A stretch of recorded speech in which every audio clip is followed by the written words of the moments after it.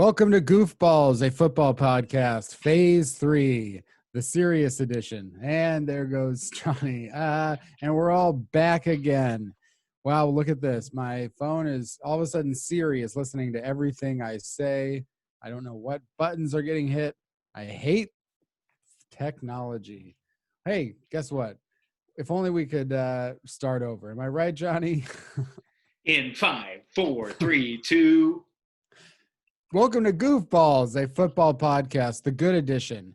Every week we get together and talk about football. Myself, Kenneth Arthur, and second in order of names, I'll say, Johnny Schwartzbein. You just drank a Bud Light. That's probably a sip of a Bud Light. Let's not. You just chugged a Bud Light. I did not.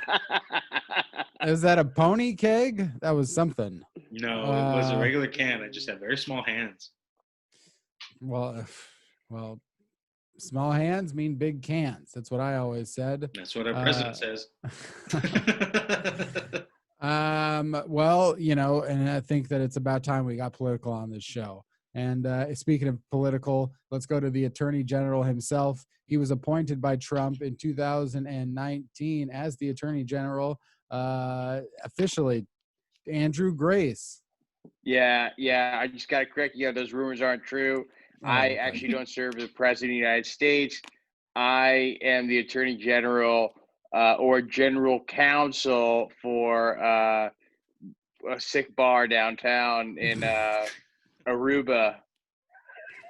Andrew, pop quiz. Who was the Attorney General until today? Willie Billy Bob. Okay, good. Up on politics. Andrew Grace is, raising the bar around here. So let's make sure that we talk about football.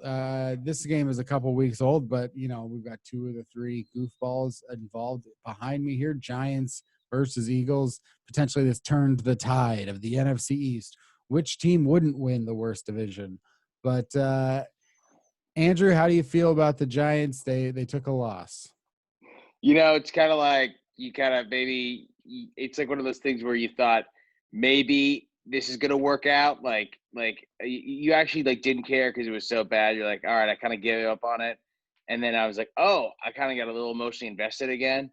And now I'm like, oh, maybe that's not going to work. I'm trying to think of in life if there's anything like that. Maybe just life in general, sports. Yeah. Just like playing. I don't know. You think maybe I guess life in general. Yeah, this is just sad, but true. This is so bad. I don't want to watch anymore. I'll give up.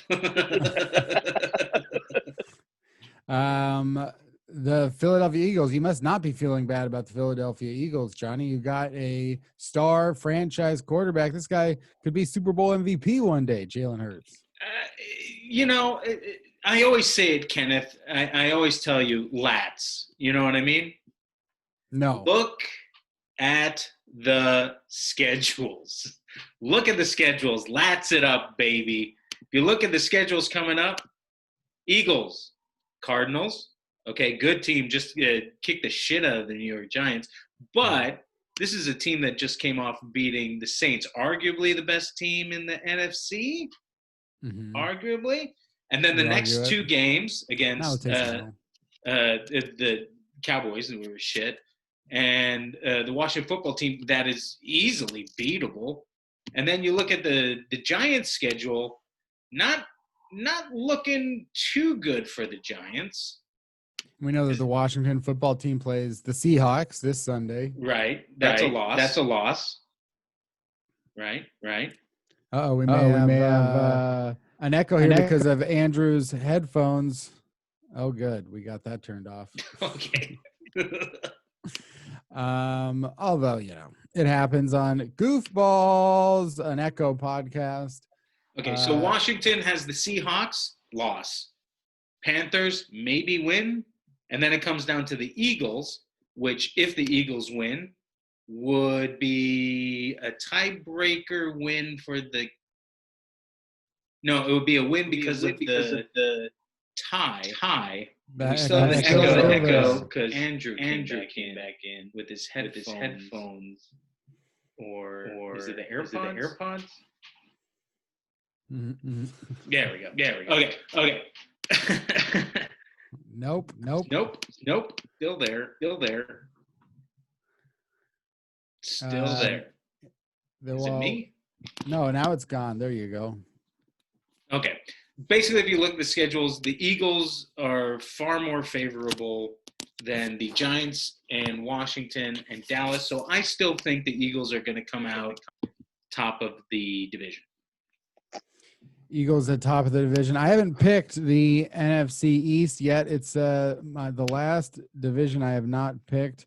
In fact, the only two divisions that have not been picked at all in our Lock It In segment is I need to pick a winner of the NFC East, which I could do today, and Andrew needs to pick the winner of the AFC North, which we saw got a little bit.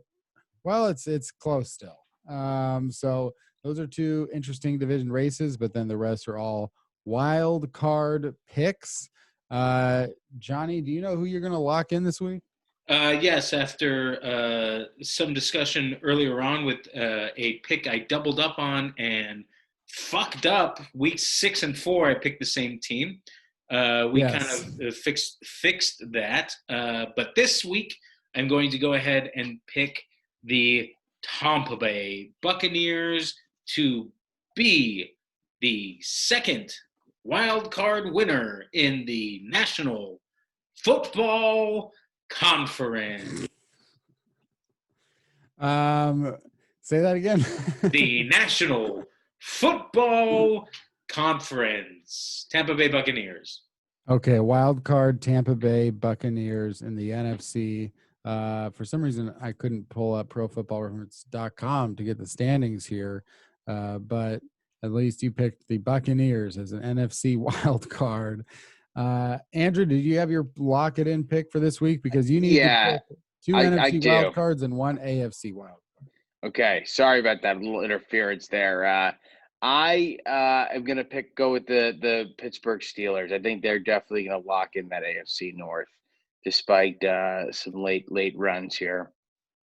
All right, so we got the Pittsburgh Steelers. You're going to hold off the Cleveland Browns. Interesting game potentially coming up later, but yeah, it's a 2-game lead with 3 games left to go. And as I said, I need to pick a winner of the NFC East, which is a very 1-game close lead. And you then can wait. I could wait. But I'm stuck. Basically, I've already picked the Seahawks to win the NFC West, which means that the Rams, I have to pick them a wild card at some point. There, but it might just be a wrong pick. So I have not yet picked the Buccaneers as a wild card. So my thinking is, if you're going to pick a team that isn't going to, like, why not pick them now? Because you're already locked into you're in the same position I was, where it's like you're already locked into Seattle winning the division, so you should pick whoever's second sooner, to try and get more points. No, it's the opposite. I'm picking the Bucs as a wild card because the Bucs are definitely going to be a wild card, so that's a guaranteed 3 points. Well, not definitely, but yeah. If it turns, how else? I mean, they haven't locked in a playoff spot yet. What's going to happen? There's no way, because there's a 9-4 team, and then the Bucs are 8-5. They cannot. Basically it's a 2-game lead over the Vikings and Bears. The only thing you should absolutely not do is pick the Falcons as a wild card, because they've been officially mathematically eliminated from playoff contention. All right, well then I'll go with the Bucs instead. Okay, that's what I did this week. Great pick.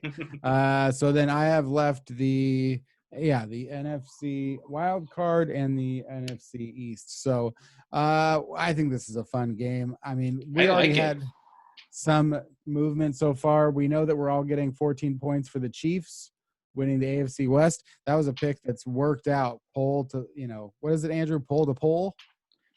Poll to poll. You could go with that. I think that works. And then, sideline to sideline. Start to finish. A lot of those. Yeah. Yeah, for sure. We've taken that kickoff all the way back. Moose bouche to aperitif. Around the field in 80 yards. Whoa, that's fun. So we're all getting 14 points for the Chiefs. And what? We got the Packers have won the NFC North. We probably all picked the Packers. Yeah, but you picked them way earlier. That's good. That's we went crazy big on NFCs real quick. Homer picks very early. Most likely we're going to see the Saints, but there's still a lot of division races. The AFC South is still a race, is a tie between the Colts and the Titans. Yeah, that's going to cost us some points. But then again, Andrew picked the Seahawks same week we picked the Titans, so that might flip flop. Yeah. The thing that's going to win you this game, Kenneth, is Andrew and I being just complete homers way early on in the season. I think there's going to be a lot of points, though, right there in the middle of the pack, Looks like, okay, so the Raiders. I haven't picked the Raiders yet, so that might save me some did. points. See, yeah. Yeah, I did pick the Raiders. You and Andrew did. Bad. That's not good, yeah. It's going to take something, but Stranger Things have been on Netflix, so let's talk about one thing that I wanted to talk about this week was head coaching firings. Coaches on the hot seat, coaches who could be fired. You hearing this, Andrew? No, I didn't know if it was on my end. Yeah, no, Kenneth, you're breaking up. There it is. Oh, okay. You back? Am I back now? Now you are, yeah. Oh, am I back now? Yeah. Okay, great. Well, I think it's by rule, each one of us has to have a technical error during an episode of Goofballs. So, Johnny, you're on notice. All right. Well, now it's a check mark. We can all go home. That's a joke. Everybody should be at home. So we've got most likely which coach. We're going to defend coaches who probably will be fired. I think we can put these people in the category of probably will be fired, but I'm open to interpretation. Doug Marrone of the Jacksonville Jaguars, Anthony Lynn of the LA Chargers, Adam Gase of the New York Jets. We know that those coaches were already fired. In the NFC, it could go either way. Maybe Matt Nagy of the Chicago Bears. Potentially, I think that at that point, we're probably – the other one would be Zach Taylor of the Cincinnati Bengals. He finished with the worst record last year. He's pretty close to the worst record this year. So maybe Zach Taylor. Let's start with Andrew, giving you the whole slate here. Any of these coaches who you'd like to defend? Probably Doug Marrone. Has he been fired yet? No. Yeah, that's because I like Doug Marrone. Good character guy. At his time in Syracuse. I don't know a whole lot about him other than that, but Jacksonville's a tough place to coach, and I really haven't really paying attention a ton to what's going on down there, but a lot of buzz. And from my experience, when there's buzz, there's fire. And not the kind, not as they would say in English, not like getting sacked. I think that's what they say when you get fired. I'm talking about fire in the bellies. I'm talking about old school gridiron, get down in that 3-point stance, fire in the belly. So I just wouldn't fire a guy who's just putting that fire in the bellies down there. So that's my defense. Defense, boom, boom, for Doug Marrone. I think maybe, you could even say where there's buzz, there's bees. Maybe that's something. Yeah, exactly. Hey, bees, damn. Maybe that's something. Maybe that's something. Doug Marrone, I did read one story where there's some reports that the Jaguars are fine with Doug Marrone and they actually won't fire him, but, also a pretty regularly awful team. Interesting. Johnny? I was thinking Doug Marrone too, but secondarily, I think Zach Taylor is probably going to get fired for the reason you said, just back-to-back, really just, pardon my language, but poo-poo seasons. And he hasn't been given a fair shot by life. You know what I mean? Who was his quarterback last year? His quarterback last year was, went from Andy Dalton to Is Ryan Finley. right. It started with Andy Dalton, who's just a horrible quarterback. You see him flailing in Dallas, and Joe Burrow goes down. He was looking really, really promising. Give him one more year with a new and improved second-year Joe Burrow, Justin Herbert light, Mm-hmm. and then see. So I'm saying, not just like never fire him, but just give him one more year, because the Bengals aren't. You don't know anything yet about him or the team. Just give him one more year. I mean, yeah, they could do that because it is such a young team, and Hugh Jackson got 2 back-to-back seasons where he didn't get fired after 1-15 and 0-16. So That's bad. That was bad. But Zach Taylor than these is two. barely worse though than Zach Taylor, who went 2-14 last year and is 2-10-1 this year. Looking like the number 3 pick, maybe even higher for the Bengals again. But you get back Joe Burrow, as you say. It's tough for me to pick one of the remaining ones to defend. So I'm gonna go with maybe the one that everybody expects to get fired, Adam Gase. I think that I might have even said something on this podcast before. At the end of the day, I concede that Adam Gase will probably be fired. And I know most people would say it's a foregone conclusion, and I think that the media, what are you shaking your head at, John? I'm shaking my head because that franchise is so fucked up. They could keep him another year. They could make any excuse. They could say, Le'Veon Bell was poison, and even though we didn't win a game all season, we got better after he left. He's the problem. Or they'll say COVID, or they'll say, this is the best city in the world, the city that never sleeps, and even though we play our games in Jersey, New York is a winner, and Adam Gase is a winner. They could make up some dumb excuse to keep him.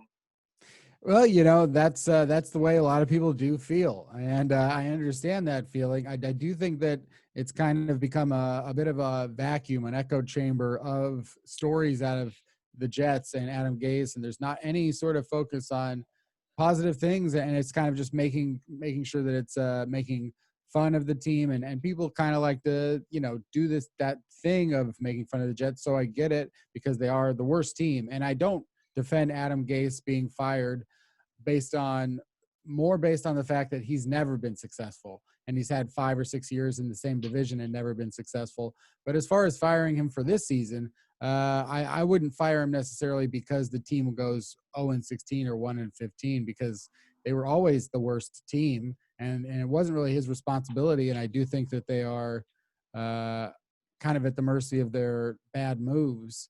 So to some degree, I could just say, at the very least, you go in next year with whatever players they pick, and you have a coach you expect to be bad, but you have a coach who you can fire next year when you're bad again. And then by the time you get to 2022 and you hire that coach, you'll have a better team than the really bad product that you're handing over right now. And I think that's okay, especially if you do decide to trade the number 1 pick and stay with Sam Darnold, which is, I think, possible to do at this stage once they get back, like Denzel Mims, and sort of have that second year with Mekhi Becton. So I would say that I would fire him based on the fact of all the years with the Dolphins, and I don't really get this much commitment to him. At the same time, I think there's benefit to keeping him around. But your point is, it doesn't matter who's the coach.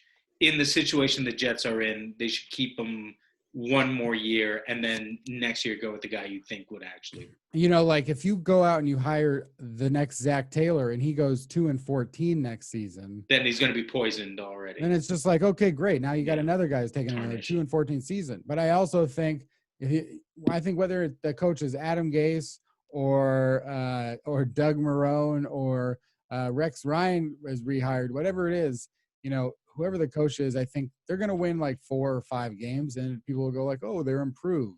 Like the way that people are talking about like the Giants and Joe Judge or Washington and Ron Rivera, and they're like, oh, great coaching job. And it's like, Hey, look, I understand that it's a process, but I don't think it's a great coaching job to be 5-8 or 6-7. It's like those teams were already going to bounce back. That's what teams do. They bounce back. They regress. That's a kind of an odd take. I mean, especially with Ron Rivera. Joe Judge, I don't know if that's a great coach yet, but Ron Rivera was kind of like, it's pretty amazing what he's done with the Washington football team. Do you think that another coach could have coached them to 6-7? I mean, Ron Rivera wasn't necessarily responsible for them drafting Chase Young or building that defensive line. He went there maybe because he was such a great match. So I would say that, yeah, he was a great match for that defensive line, and they don't have a ton of talent on offense. So to get to 6-7 or whatever, but people kind of use the excuse of, well, he's first in the division. It's like, well, I mean, come on. Washington would be third or fourth in most divisions, and that's fine because they're a team that's on the rise. But let's see what happens next year, because the Washington team still hasn't beaten. Well, they beat the Steelers, so they're moving. They're doing some things. They still don't have a quarterback. They don't have like a reliable quarterback situation. No, they don't.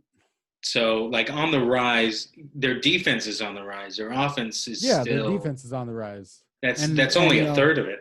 I think that the offense, I think it might be harder to get the defense together than an offense, because maybe depending on the coach. At this point, you would think most likely they draft a quarterback in the first round again next year, and if they've, because Terry McLaurin could be a top 5 wide receiver. That's how good he is. Top 6. Yeah.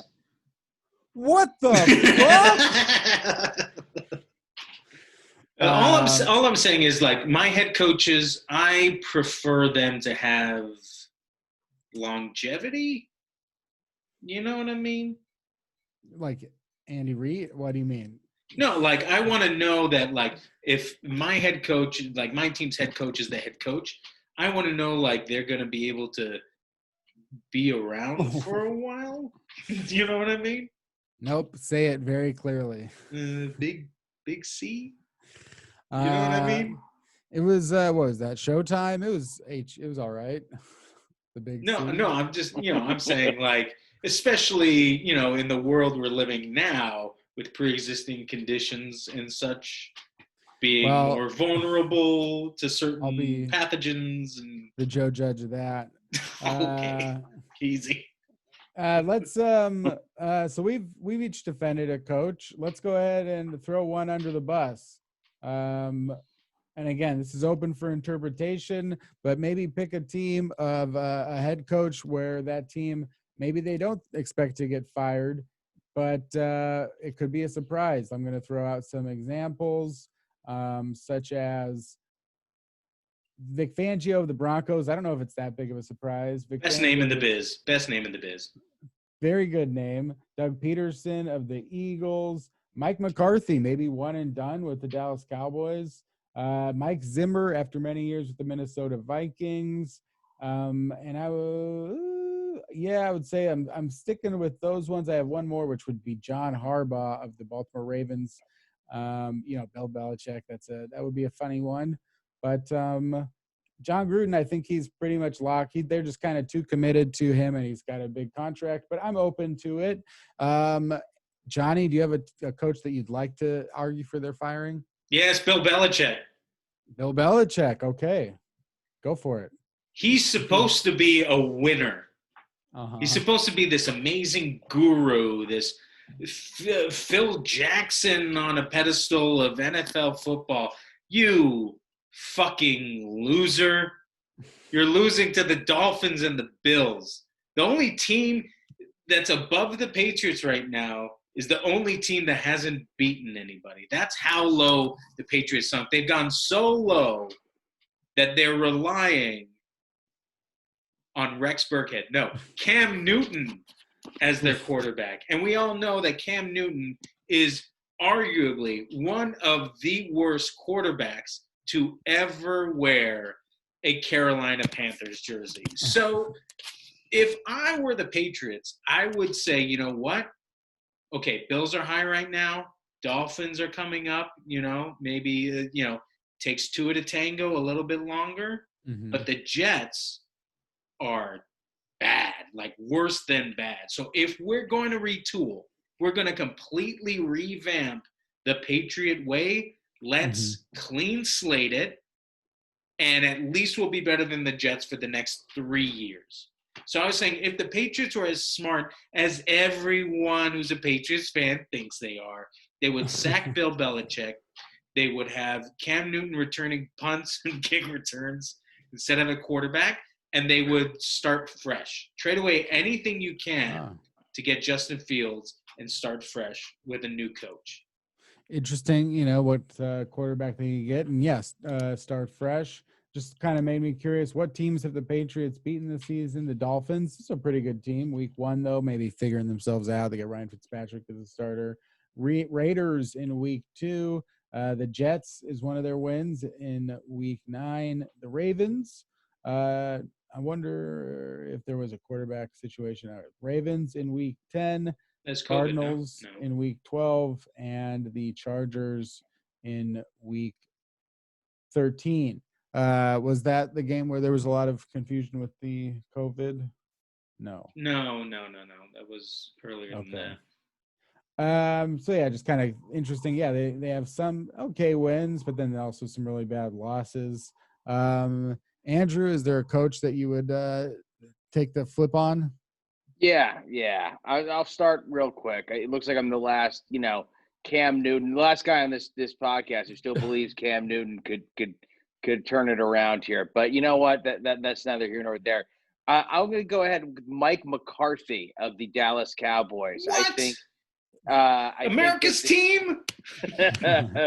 Despite that injury, that horrific injury, I hope Dak gets back quick and healthy and everything. But like, there was just never a ton of buzz about him. Like when he was hired, it was kind of like I don't know. Mike McCarthy to me is like kind of the last of like the Bill Parcells, just never hit it. That like totally stopped playing football and just was like, I'm not gonna work out ever again, and I'm gonna just just crush big gulps and watch game film and just treat my body so poorly. We're all legitimately worried about you as we watch you scream on the sidelines. Like he's like that generation of coach. We're like, is that guy gonna have a heart attack?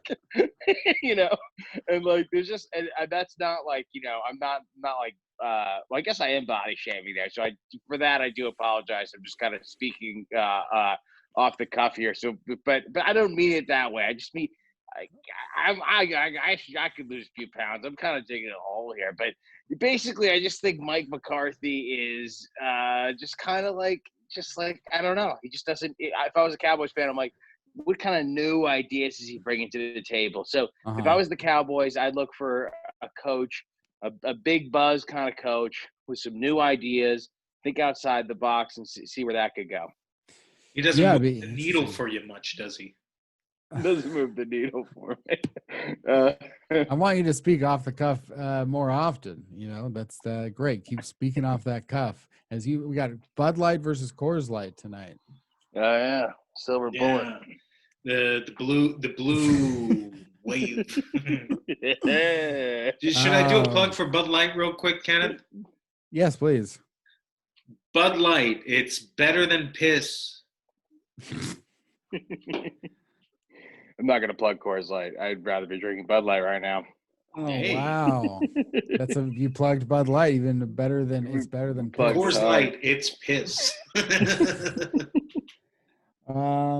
Well, those are reasonable. I'm going to do something a little maybe unreasonable. I think John Harbaugh, I have an argument to make against John Harbaugh. I think just because I was considering whether or not Pete Carroll has, when is Pete Carroll going to be really past his I don't know if it's just working anymore to the degree of, can Pete Carroll coach a team past the second round, of the playoffs again? Can he even get close to the Super Bowl? Because the Seahawks haven't been close to the Super Bowl since they lost it on that Russell Wilson interception.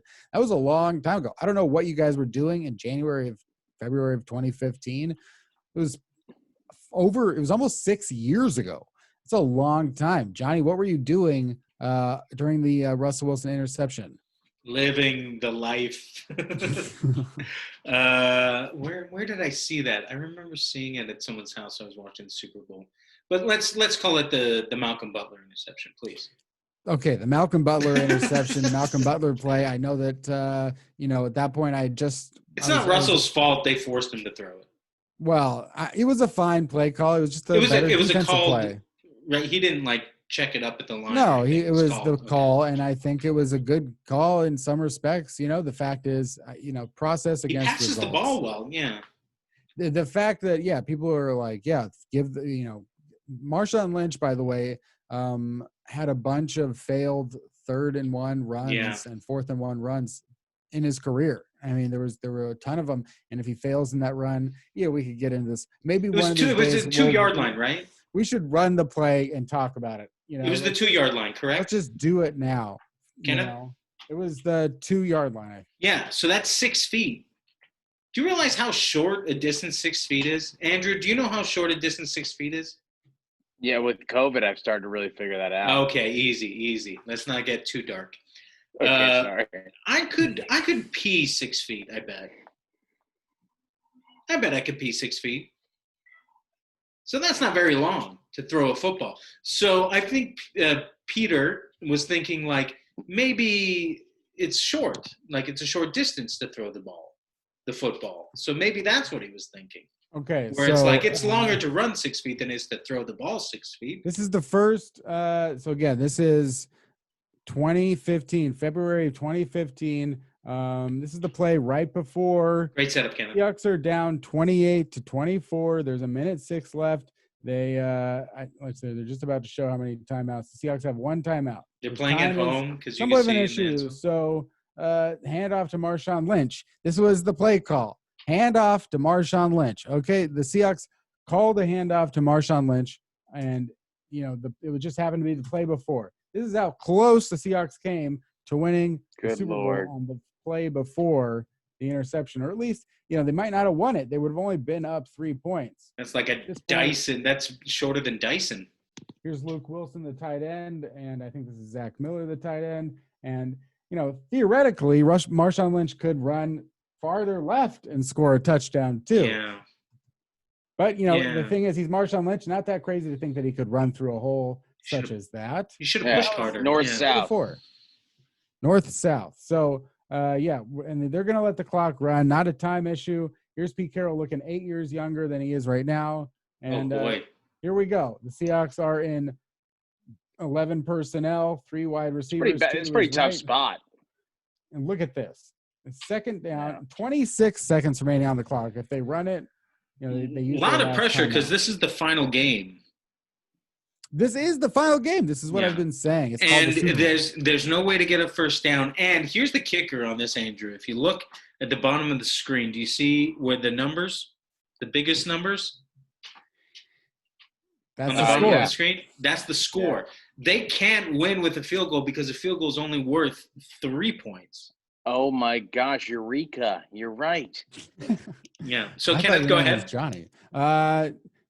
So I mean, we know that he's going to throw the pass to Ricardo Lockett. There's Jermaine Kearse. I mean, no weapons. All he has to do is throw.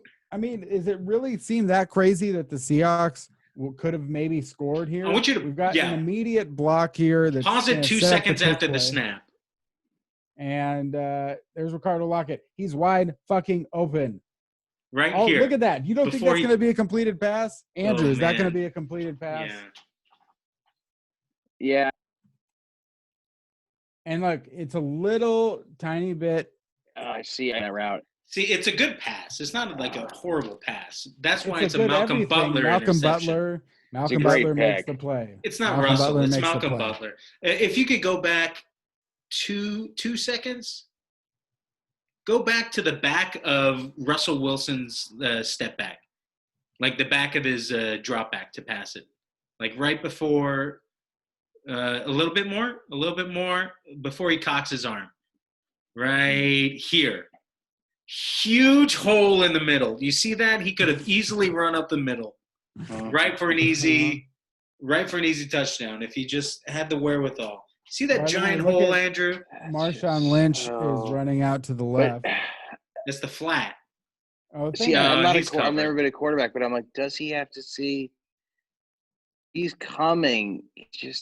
No, He take it back just 1.5 seconds, he's Kenneth. coming. He's coming from a If while. you I don't see know. right here, right before he cocks it, right before he cocks the ball to throw it, right there. If he just does a sweeping bootleg to the right, he has blockers. Easily could have been a quarterback run. Look, if he had just dive done at the like pylon. a tornado run, he would have been they would have been so confused if he had just done a tornado run. Yes, I say run backwards 98 yards, take the safety, kick the onside, kick it, turn the onside for a touchdown, get the extra point. You still win by 1. You only need to win by 1. Go. It's just, so I think it's pretty clear that the Seahawks play was fine. But anyway. Yeah, that's a good breakdown. That's it. You know what it almost is? It's almost like a hockey goalie, like a hockey goal, because he was screened. You know what I mean? If you look at that image, it's such a great breakdown. I've never broken it down like this, Kenny. It's actually giving me a lot of peace on. I was so mad at that play, but this is almost like a therapy session of just digging in and realizing what everything was, and realizing there that Russell Wilson, the play callers, he was totally screened. He couldn't have seen Malcolm Butler because it was an accidental, because of the receiver engaged in the block on on the other DB. He had no vision of this guy coming to jump the route. So, you make a great defense there for the Seahawks. And if you want to see what we're talking about, check out our YouTube page. Search Goofballs podcast on YouTube so you can see the big screen behind Kenneth. We record every podcast via Zoom, so that explains the audio issues, but also you get a video if you want to check it out. So go ahead and go to youtube.com or Google YouTube to find the website. This should be our most watched episode for sure. Maybe even double-digit views. And Get out. Yeah, maybe. By Jordan Peele. If we get 10 views on this video, I can't renege on that bet to send you a screaming Sicilian. Yeah, that's right. I did win that bet. The Eagles have beaten the team that will end with a winning record, as we did. I think it was week 12 when they played the Browns. I made that bet because I thought they would beat the Browns. They didn't, but they beat the Saints, so I get a free pizza. There you go. So yeah, I'm sure that because I'll say something to some Seahawks fans out there to listen to this episode if you feel the same therapy that Andrew does. And real quick, before we end the segment, I just want to say, just real quick, Kenneth, 300,000 dead. Don't let it be for nothing. Fire Adam Gase. Please, Jets management, I know you're listening. Here we go. That John Harbaugh was my pick, and that's why we talked about the Seahawks for so long. The Ravens won the Super Bowl shockingly because they went only 10-6 that season, and in the last 1, 2, 3, 4, 5, 6, 7 years prior to this one, the Ravens are 1-3 in the playoffs. That's a 7-year period where the Ravens have won one playoff game and only made it 3 times. And even though they went 14-2 last season, can John Harbaugh win in the playoffs? Can John Harbaugh consistently make the playoffs? Or is he just a good coach who is not a great coach? So that's my case for John Harbaugh. That's a very good point. I should have let you talk longer. No. We'll be right back.